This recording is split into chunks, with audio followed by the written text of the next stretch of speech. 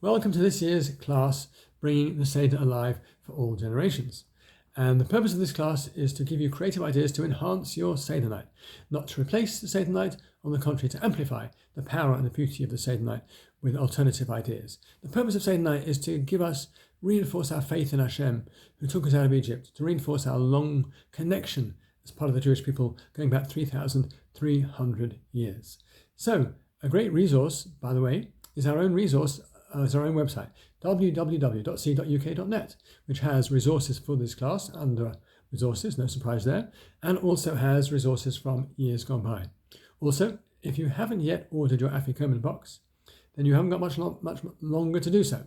www.afikoman.com. This fantastic box created by Rabbi Daniel Fine is a colourful box in which you place the last piece of matzah, and there's a padlock with a number code on the outside.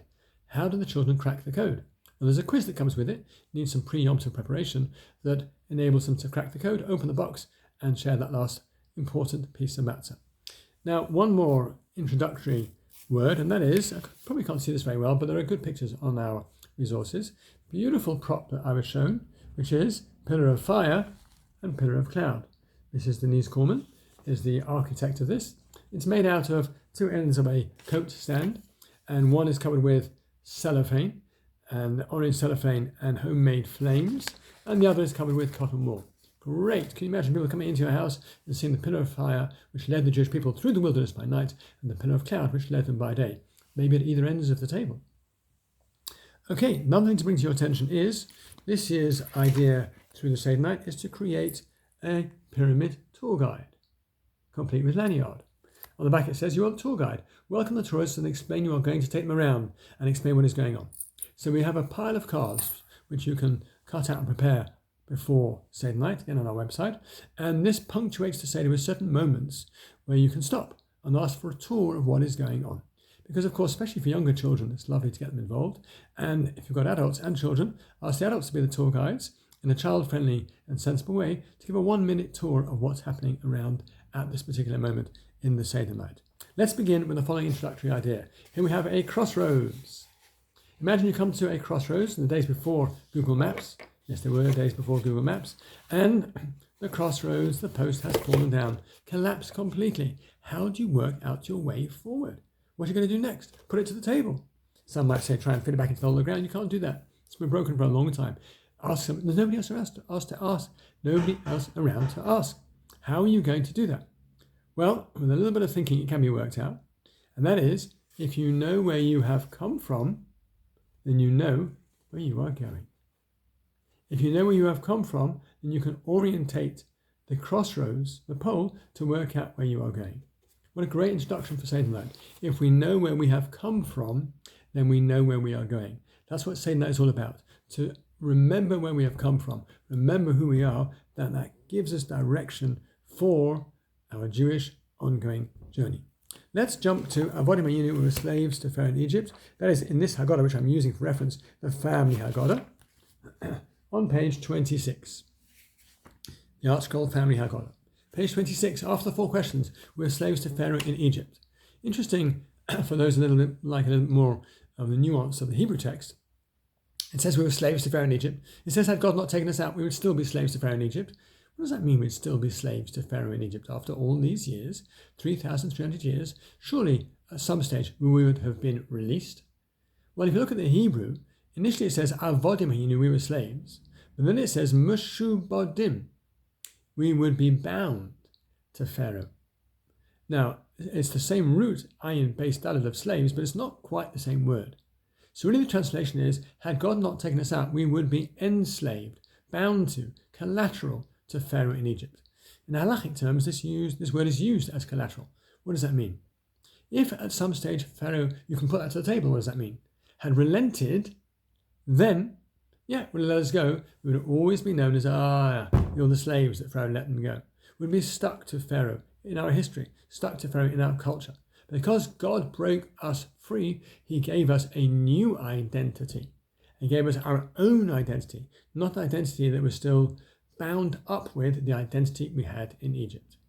Now, here's an interesting idea in terms of the word for Egypt itself. We've mentioned this before. The word for Egypt means Mitzrayim. Mitzrayim is the same word as constraints. Mem Tzadi Resh. Because in Egypt we were constrained. But the truth is everybody has certain spiritual constraints.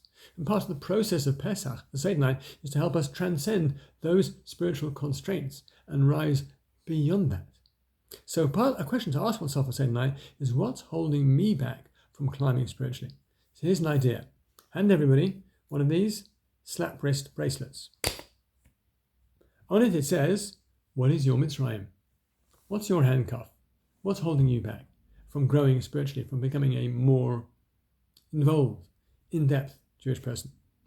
And let people wear this during the Seder night. At the end of the Seder night, end of the section of describing the story, we'll come back to it to ask whether people are ready to share perhaps, or at least to think for themselves, what are they taking off?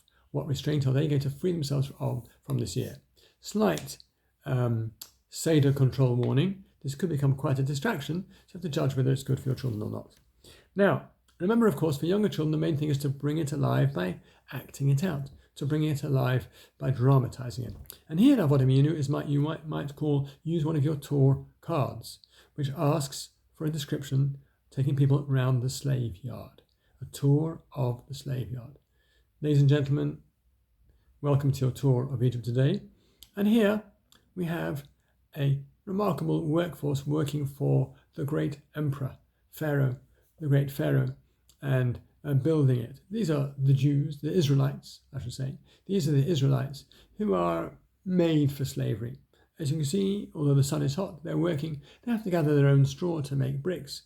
It's an industrial site, and whenever they slack a bit, then we have one of our taskmasters who keeps them to the task. Bring it alive. Age appropriate, and of course, content appropriate as well. Okay, now we then have on page 30, famous paragraph, V'hisha Omda, which we all sing. V'hisha Omda Lavoseinu, or V'hisha Omda, we sing it. What does it mean? This is the promise. This has kept us going through all generations. What is this that has kept us going through all generations? Well, simply refers to the paragraph beforehand. In the paragraph beforehand, we have a description of the promise that God made to Abraham that his children, although they would be exiled and enslaved, they would be redeemed. And that promise has kept us going. Now, the Novominsker Rabbi points out that actually, that God is teaching us something about the previous paragraph that we wouldn't have seen previously. The previous paragraph only refers to the slavery in Egypt. It doesn't refer to future exiles and future redemptions. Yet the Haggadah is telling us that that promise of then did include that just as then in Egypt God did not abandon us, so in future exiles, which we're currently in, God will not abandon us. So it's interesting at a little bit more sophisticated level to ask, what is it that, when we say V'hisha Omda, and this has kept us going, what is it? To reference the previous paragraph and then ask, where in the previous paragraph does it talk about the future? It only talks about one particular exile, which was Egypt, not the future. But the Haggadah is teaching us, no, that was the prototype. Just as then, although we went through tough times, God did not abandon us and eventually gave us redemption, so too now God will not abandon us and God will give us redemption. But here's a fascinating question. There were many Israelites, unfortunately, who did not make it out of Egypt. They didn't make it out of Egypt. They were not worthy of redemption. Why? Well, some didn't believe, some were not prepared were not ready for what it took to be redeemed. There were two characters whom your children might have learnt about at school, called Dathan and Aviram. Now those two characters were redeemed, even though they then went on to cause a lot of trouble and eventually died in the episode with Korach in the wilderness. The question is, how is it they were redeemed? They were unpleasant characters, they were wicked people. How is it they were redeemed? Different explanations given. This year I came across a remarkable explanation. The reason why they were redeemed is because they never lost belief in redemption. And that itself, the fact that they retained their belief in redemption, was enough to give them the merit to be redeemed. Such a powerful idea. Never to lose sight, never to lose belief that God will redeem. And there's a story, you can check it up yourselves on the internet, not a Jewish story, but a powerful message that's relevant. In 1988, there was a terrible, terrible earthquake in Armenia. Over 30,000 people lost their lives. And one man had just taken his son to school when the earthquake struck, and the school was caught up in the earthquake. And he immediately turns around, rushes back to the school to find the places in a pile of rubble. And he thinks to himself, wait a minute, I can locate more or less where my son was, where his classroom was. And he gets there and he starts digging. People come over to him and say, what are you doing? You're crazy. You can't just dig like this. Besides, no one's going to survive this. He said, listen, every night before my son went to bed, I made him a promise. Son, he said, I'll always be there for you. I'll always be there for you. I said it to him last night as well. I've got to try and find him. He went on digging, despite people trying to stop him. We went on digging for 7 hours, 8 hours, 12 hours, a full day, 24 hours, a full 38 hours, digging and digging, removing the rubble, relentlessly, till suddenly he heard a voice from underneath, the voice of boys, amongst them his son. And he called out, son, is that you? Yes, Dad. I knew you'd come for me because you told me you'd never leave me behind. You'd always be there for me. Come out, said his father. No, said the son. Let my 13 friends come out first, because I know that you'll always be there for me. Hashem is our Father, and we need to know He will always be there for us. It's tough sometimes to see that, but to believe that and to retain that belief of that is essential and the key to our own redemption. Now, the Haggadah then, on page 32, goes on to frame the story around 4 sentences. A sentence that describes how we got down to Egypt in the first place, a sentence that describes our suffering there, how we cried out to Hashem and how we were redeemed. What the Haggadah does is it highlights those 4 sentences and then brings other textual references to elaborate on these sentences. Where did these sentences come from? You would imagine they come from the Sidrot that describe the slavery and redemption, but actually they don't. They come from the Seder of Ki Savo, and they come from a declaration that farmers made when they brought their first fruits to the temple. These 4 sentences are the declaration that the farmers made when they brought their first fruits to the temple. From Shavuot in the summer season, to thank Hashem for the blessings of the fruits. Why is it that Haggadah is built around these 4 sentences and not from the classic, or if you like, more obvious descriptions of the slavery and redemption? So a friend of mine, Rabbi Shalom Shwalbi, said the following idea, and he elaborated on it very beautifully. You see, in essence, we need to reinforce our belief in Hashem, but we also need to express our appreciation to Hashem for who we are and what we have. And this declaration that the farmer made was a testament of appreciation for the fruits of his field and for the gifts of life. So there's no better framework for the Haggadah than this declaration, which also takes us back to the past, allows us to understand where we are and to take us to the future. Because it's so important when we express appreciation to someone with whom we've had a long-term connection, not just for what they do for the here and now, what they've done in the past as well. Which reminded me of a beautiful story. One of the great rabbis of the 20th century was Rav Pinchas Scheinberg, whom I had the privilege to meet. Rav Scheinberg was a world-class celebrity in Torah terms. And people would come to his door from all over the world, queues, and people would contact him from all over the world. There's a rabbi called Rabbi Chaim Aryeh Zev Ginsburg, who writes a column regularly in a magazine, a Jewish magazine, and he wrote the following story. As a young boy, I think he was 16, he came from America to Israel to study. And his father said to me, you must go and see Rav Scheinberg, because I know Rav Scheinberg, I also studied in his yeshiva. When he came to see Rav Scheinberg immediately said to him, oh, you're a Ginsburg? Come for Shabbat. Come for Shabbat? Yeah, come for Shabbat. He came for Shabbat, became a regular visitor at his home, at the home of this Torah celebrity. Can you imagine? Can't imagine what his friends must have felt like. Wow, amazing, you've got this connection with this Torah celebrity. So it went on. He studied in Israel for many, many years and graduated himself to becoming an educator and wrote a Sefer, a Hebrew book, and asked Rav Scheinberg to help him with it and to review it. Rav Scheinberg spent an inordinate amount of time reviewing the text, making emendations, corrections, making sure it was up to standard. Amazing amount of time. Years later, Rabbi Ginsburg met a grandson of Rav Scheinberg. I believe this was after Rav Scheinberg had passed away. And he said to his grandson, it's amazing your grandfather gave me so much time. The man smiled and said, to be honest, we were surprised he gave you so much time. We asked him once, why did you give that American young man so much time? Rav Steinberg looked at us like, what's the question? 50 years ago, when we started our first yeshiva in America then, his grandmother had a local kosher baker shop, and she supplied us, the boys, with breakfast for free, so they could have a nutritious breakfast and learn well during the day. It's obvious I should have appreciation for that. 50 years earlier, 2 generations earlier, and Rav Steinberg still felt, or 3 generations earlier, still felt, and that he had an obligation of appreciation to this young man and to his family. So we frame the whole Haggadah around obligation, around appreciation.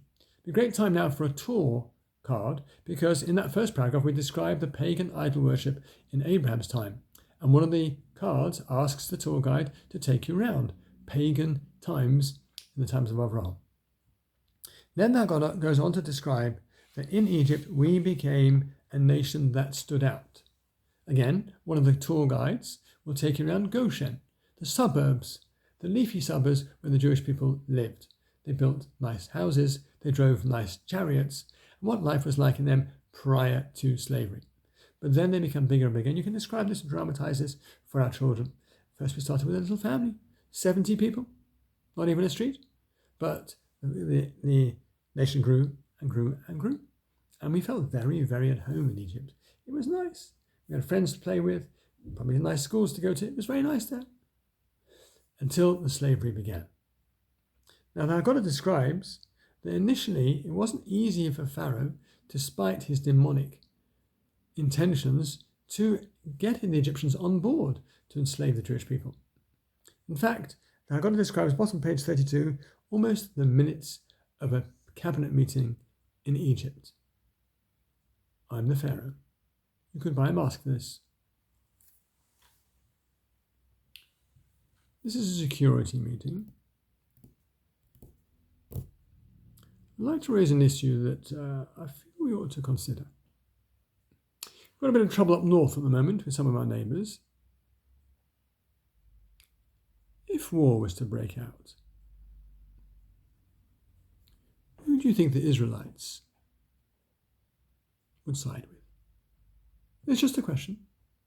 Who would they side with? Remedies, what do you think? Your Majesty, Your Excellency. I've never thought about it before. They seem well settled here, but now you mention it, they've become a lot more powerful, I suppose is the word, than they were when they originally came.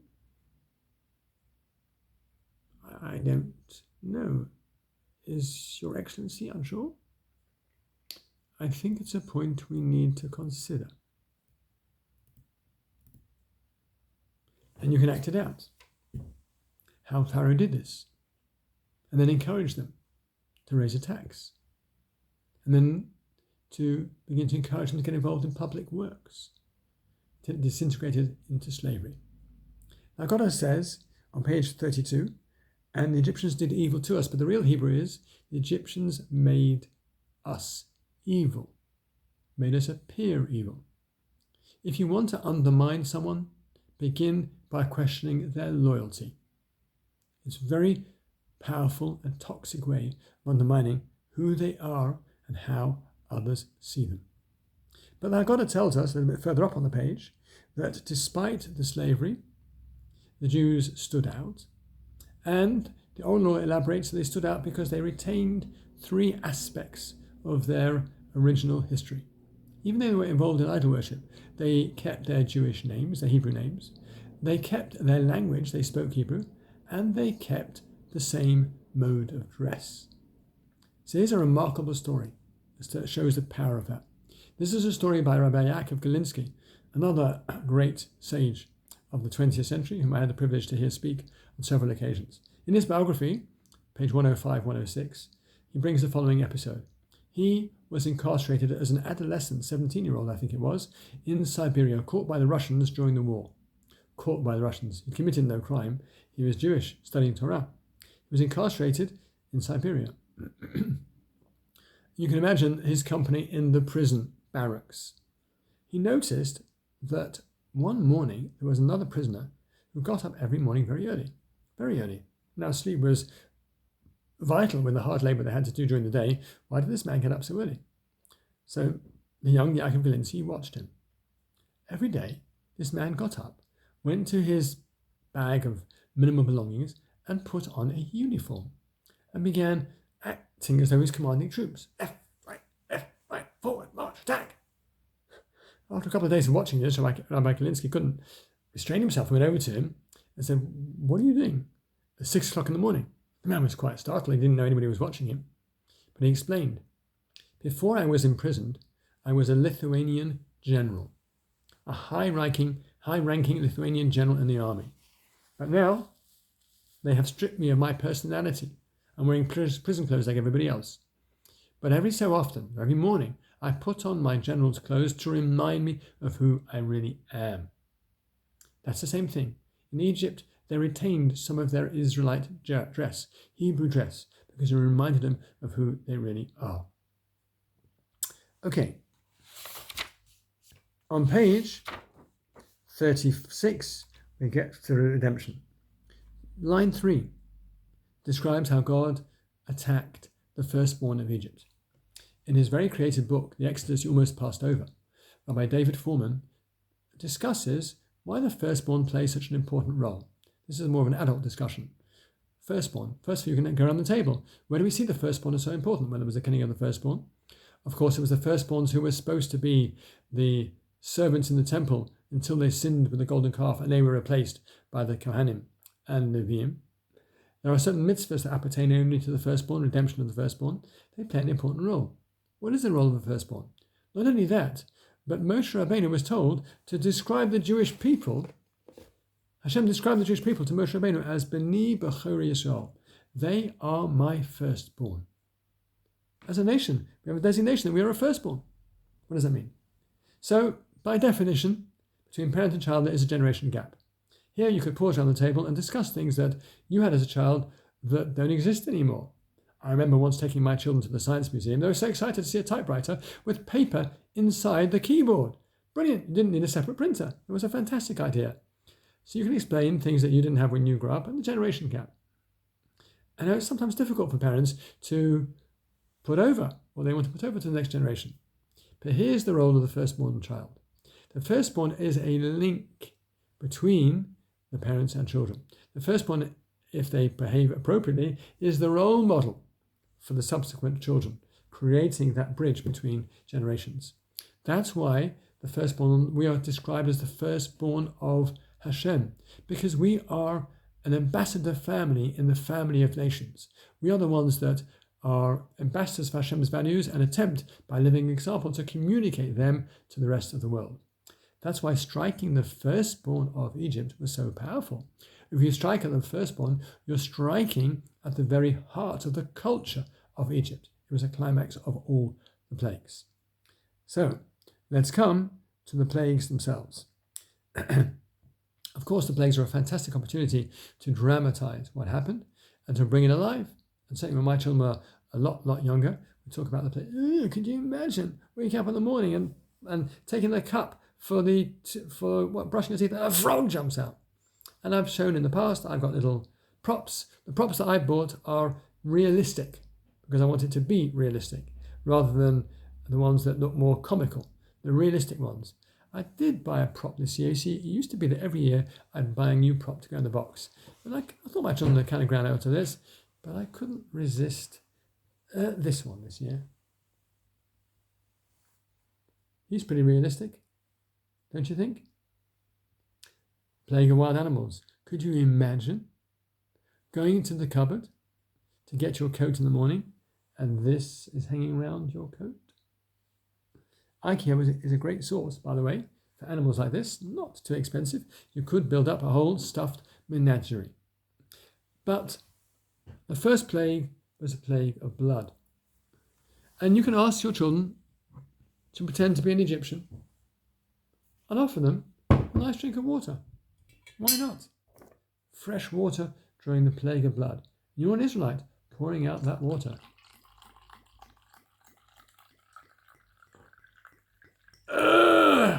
It's blood! Part of the miracle was that even when the Egyptians poured out water given to them by the Israelites, it would become blood. Simple technique over here. A little bit of Ribena, or whatever it is, kosher Pesach equivalent, in there, or it could be some wine diluted, and a wonderful way of dramatizing that. Another way of dramatizing one of the plagues is, here's one I prepared earlier, hope this is going to work. You can't see this very well, let's try it this way. Here we have animals on your table, little group of animals, farm animals, ask children to gather around. The animals are on a serviette. So imagine you're in the fields and the plague of animal disease strikes, and simultaneously, all the animal, one's still standing.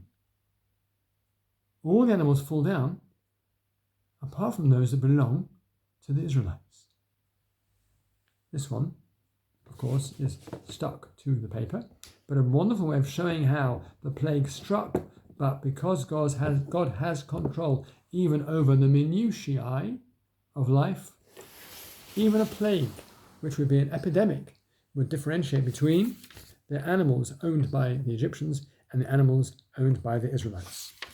Now on page 38, and you can dramatize the plagues in different ways. Page 38, the plagues, of course, are then grouped into a group of 3. 3-3-4 formation. We've mentioned in previous years that this indicates that the plagues attacked below the ground at living level and from above the ground. But here's a more complex idea for this year, a bit more sophisticated idea.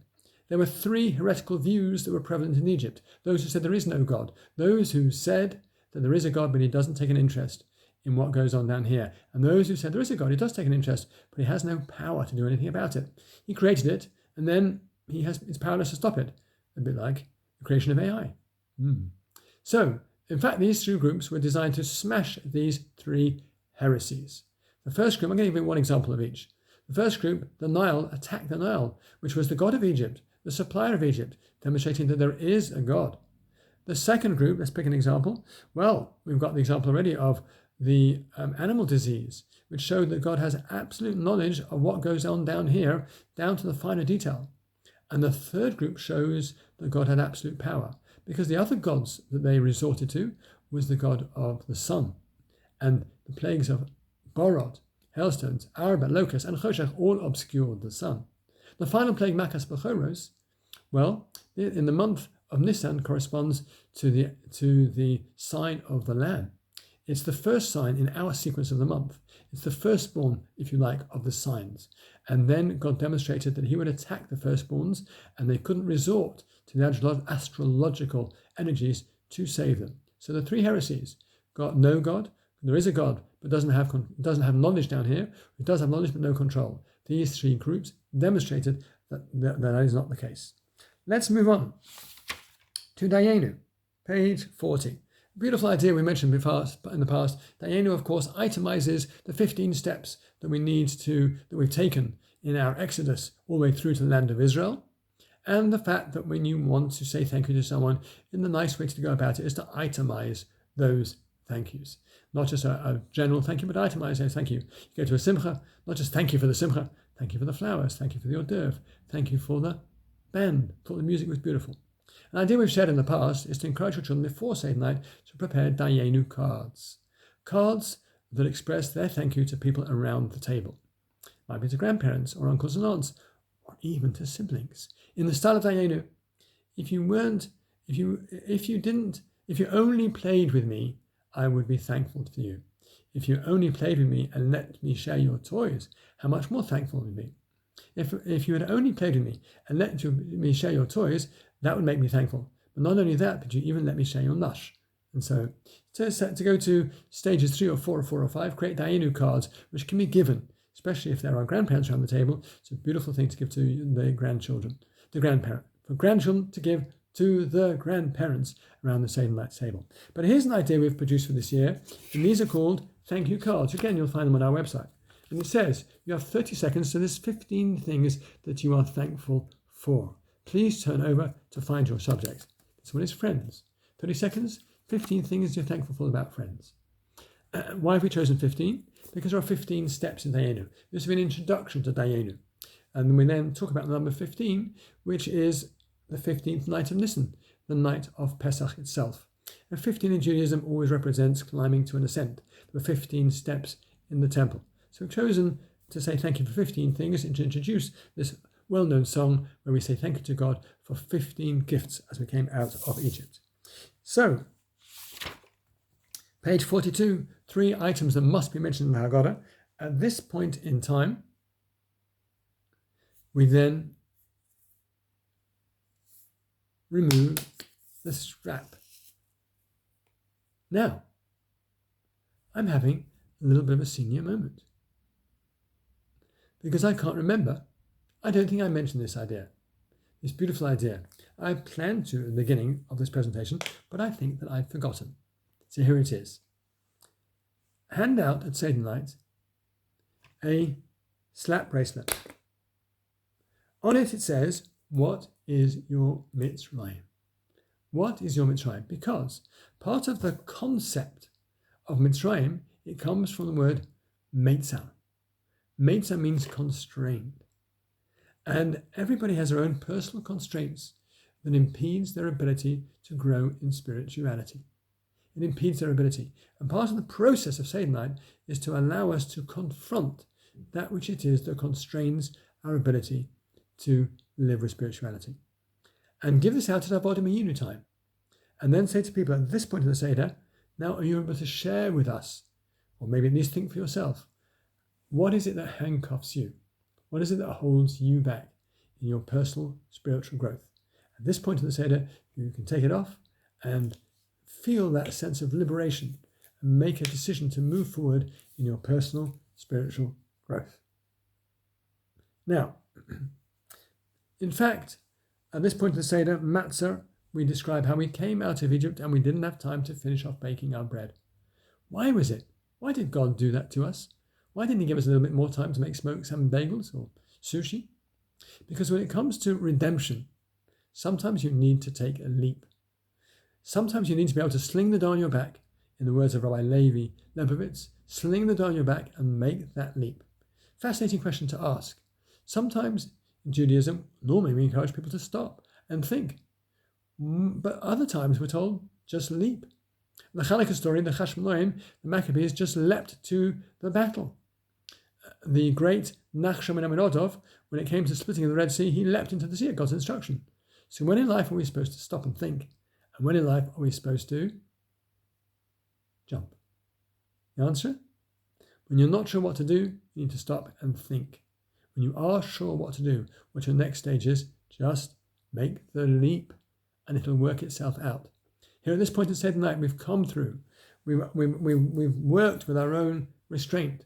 Now it's time to make the leap ready for redemption. Sling the dough on your back and move forward. I finished the Seder night with a story of, well, I'll tell you the story, but it connects to the cup in the center of our table, the cup of Elijah. Elijah, of course, was a great prophet of Israel who reappears every so often in different guises. I used to give a class in the East End of London, a class I really enjoyed giving. And one occasion, and the East End of London, those who know it, was of course the epicenter of Jewish life, really prior to the war and a bit post-war, the epicenter of Jewish life. And there's still, I don't know how many Jews live there, but they are a real stoic, hardy group of people. And they would travel for an even hour or two, many of them quite elderly, to come and hear a shir. One occasion, there was a gentleman who'd heard the shir I'd given, and I told a couple of stories. He said, let me tell you a story. See what you make of it.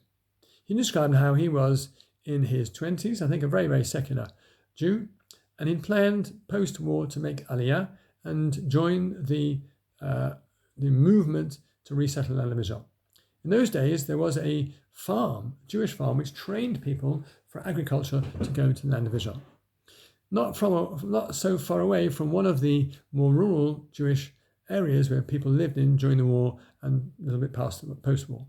He was once on his day off, Wednesday afternoon, cycling in the countryside. Turned right into a countryside lane or countryside walkway, bridleway, and smacked straight into two people. To his surprise, there were two Jewish people dressed in Shabbat finery. Well, thank God he wasn't hurt and they weren't hurt. He was wearing a Magen David, so they saw he was Jewish, and they said to him, "Do you know what day it is today?" And he said, Yeah, it's Wednesday. He said, no, it's not an ordinary Wednesday.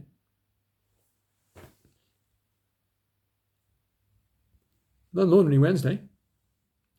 It's Yom Kippur. Yom Kippur, he said. I didn't realize. Yom Kippur. Wow. I mean, I'm not really connected, but normally I go to Shul Yom Kippur and make Hazkarah, make a memorial prayer for my late mother. Can I still come? They said, sure. He said, well, I can't come dressed like this. Let me go home, get dressed, and I'll meet you at the shul. So he goes home, tells his landlady that he doesn't want supper, and he's going to fast the rest of the day, makes his way to the synagogue. Sure enough, the man meets him outside the synagogue, takes him in, and they make a special memorial prayer for his mother, and he spends the rest, whatever remaining hours of Yom Kippur with them. And the man and his wife invite him back to break his fast. Very nice. Has a nice evening, says goodbye to them. Next day he thinks to himself, these people are really nice to me. I nearly knocked them over with my bike. I really ought to go around again and take some flowers. So he gets back on his bike, buys some flowers, and sets out to present the flowers. Gets to their street and cannot recognize their house anywhere. Up and down the street. Nowhere. Can't find the house. Can't identify the house. He thinks to himself, what? I'm not really a shul goer, but I'll go to shul this Shabbos. And I will find the man in shul. He's obviously a regular shul goer. Goes to shul that Shabbos, comes to shul, looks up and down the rows. No sight of the man that he's spent many hours with in the end. Goes over to the rabbi end of the service, says, Rabbi, do you remember me? He says, sure. You came to shul Yom Kippur afternoon. We made a special Hazkarah for your mother. He says, yeah, that's right. What was the name of the guy that I came with? Where is he? Rabbi looks at me and says, guy that you came with? You came by yourself. So this man that told me the story says, was he Elijah the prophet, reconnecting him to his Jewish roots? The man certainly thought so. Make of the story what you will. But it's a beautiful way to end our presentation because we believe in our redemption. We believe that one day Elijah will come and declare that it's time to be redeemed. May that come speedily in our days.